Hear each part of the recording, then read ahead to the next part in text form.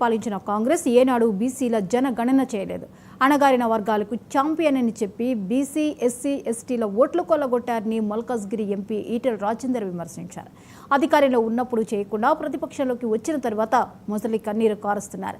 BJP 2014లో ఒక OBC బిడ్డను ప్రధానమంత్రిని చేసింది. కేంద్ర మంత్రివర్గంలో 27 మంది ఓబీసీలను, 12 మంది ఎస్సీలను, 8 మంది ఎస్టీలను, 5 మైనారిటీలకు స్థానం కల్పించారని ఈటెల అన్నారు. 2014లో ఒక దళిత బిడ్డను, 2021లో ఆదివాసీ బిడ్డను రాష్ట్రపతులుగా చేసిన ఘనత బీజేపీకే దక్కుతుంది. రాజకీయ, సామాజిక, విద్య, ఉద్యోగాల పరంగా ఓబీసీలకు అవకాశాలు మరింత పెరుగుతాయని ఈటెల రాజేందర్ అన్నారు. అణగారిన వర్గాలకు ఛాంపియన్ లాగా ఎస్సీల ఓట్లు కొల్లగొట్టే ప్రయత్నం చేసిండ్రు, ఎస్టీల ఓట్లను కొల్లగొట్టే ప్రయత్నం చేసిండ్రు, అణగారిన వర్గాల బీసీల ఓట్లను కొల్లగొట్టే ప్రయత్నం చేసింది తప్ప వాళ్ళ జనాభా ఎంతనో లెక్కలు తీయలేదు.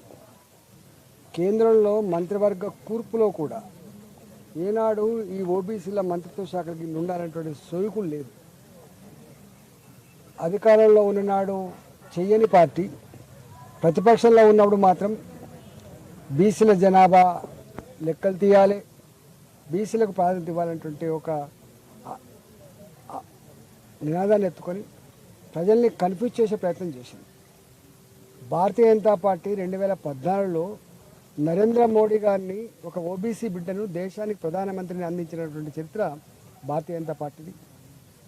ఇవాళ భారతీయ జనతా పార్టీ కేంద్రంలో పోయిన క్యాబినెట్లో కావచ్చు, అంతకుముందు క్యాబినెట్లో కావచ్చు, ఈ క్యాబినెట్లో కావచ్చు, దాదాపు ఉన్న మంత్రులలో 27 మంది ఓబీసీ మంత్రులను చేసి, 12 మంది ఎస్సీ మంత్రులను చేసి, 8 మంది ఎస్టీ మంత్రులను చేసి, ఇవాళ ఇతర మతాలకు కూడా 5 మందికి ప్రాధాన్యత ఇచ్చినటువంటి పార్టీ భారతీయ జనతా పార్టీ. అంటే మోర్ దెన్ 60% క్యాబినెట్లో, మంత్రివర్గంలో ఇవాళ ఓబీసీలు, ఎస్సీలు, ఎస్టీలు, మైనార్టీలకు ఇచ్చినటువంటి పార్టీ, మైనార్టీలకు గౌరవించుకున్న పార్టీ భారతీయ జనతా పార్టీ.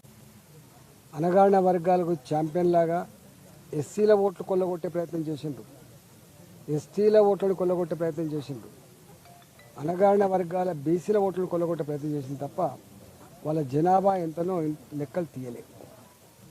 కేంద్రంలో మంత్రివర్గ కూర్పులో కూడా ఏనాడు ఈ ఓబీసీల మంత్రిత్వ శాఖకి ఉండాలనేటువంటి సోయుకులు లేదు. అధికారంలో ఉన్ననాడు చెయ్యని పార్టీ ప్రతిపక్షంలో ఉన్నప్పుడు మాత్రం బీసీల జనాభా లెక్కలు తీయాలి, బీసీలకు ప్రాధాన్యత ఇవ్వాలనేటువంటి ఒక నినాదాన్ని ఎత్తుకొని ప్రజల్ని కన్ఫ్యూజ్ చేసే ప్రయత్నం చేసింది. భారతీయ జనతా పార్టీ 2014లో నరేంద్ర మోడీ గారిని, ఒక ఓబీసీ బిడ్డను దేశానికి ప్రధానమంత్రిని అందించినటువంటి చరిత్ర భారతీయ జనతా పార్టీ.